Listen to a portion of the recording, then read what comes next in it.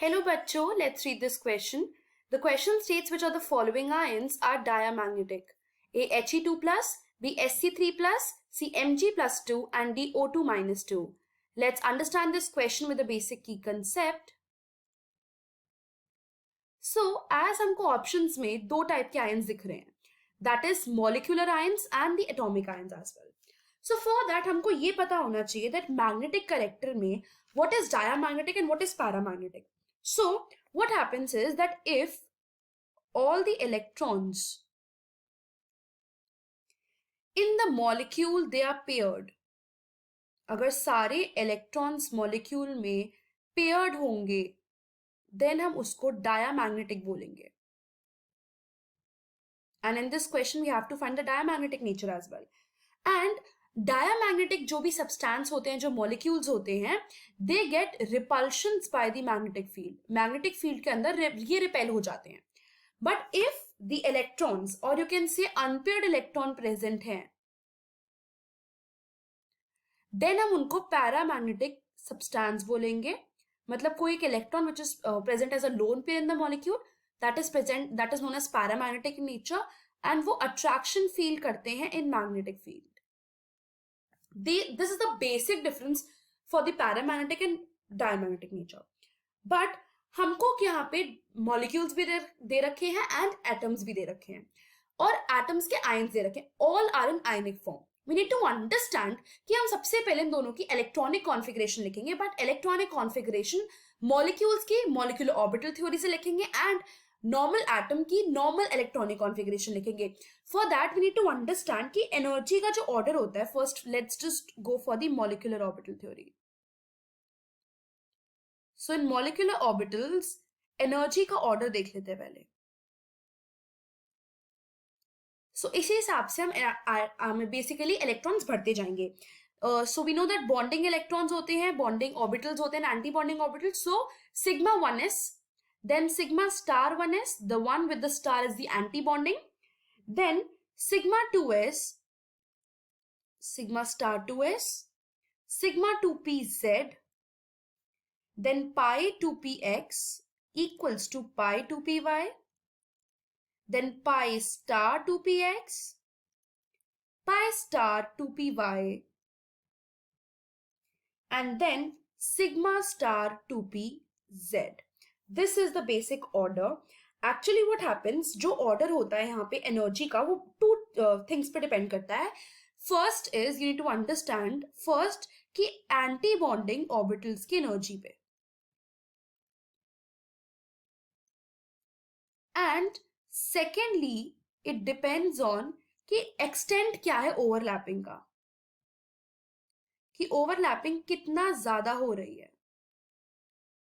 So अगर if we say कि overlapping ज़्यादा हो रही है orbitals की, इसका मतलब जो bonding orbitals होते हैं वो lower कर जाते हैं in the energy state and anti-bonding orbitals they get higher energy state. So उसकी वजह से क्या होता है, energy orders different हो जाते हैं.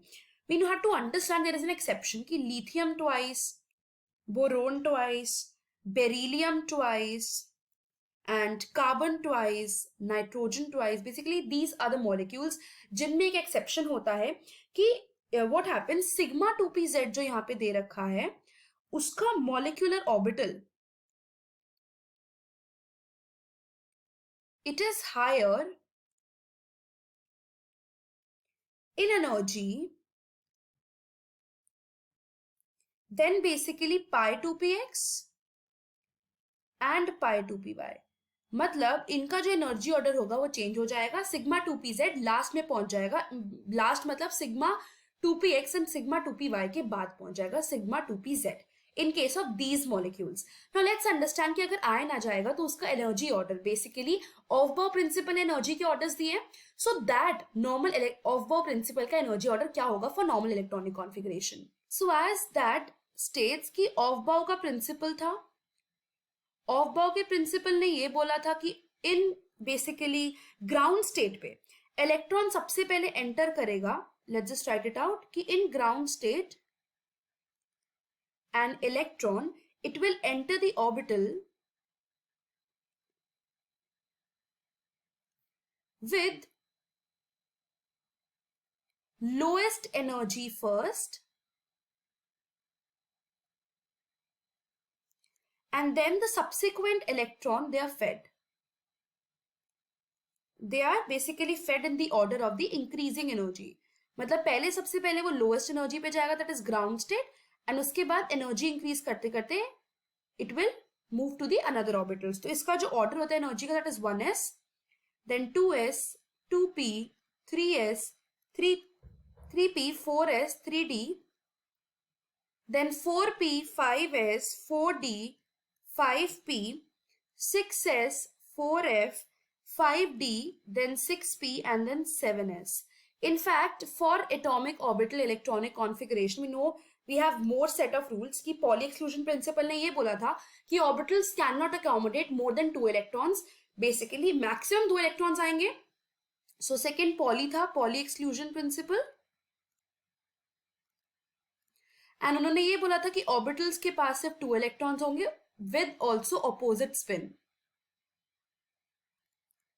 Third rule, it's of Hund's rule. That is of maximum multiplicity, कि electron pairing नहीं होगी. Basically, it will not take place in the orbital of the same energy.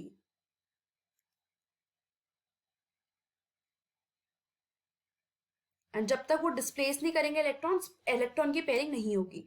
So let's write the electronic configuration for the ones that are being given in the questions, and फिर हम देखेंगे that which of the electrons they are paired or unpaired electron is present, and then we'll classify it as paramagnetic or diamagnetic.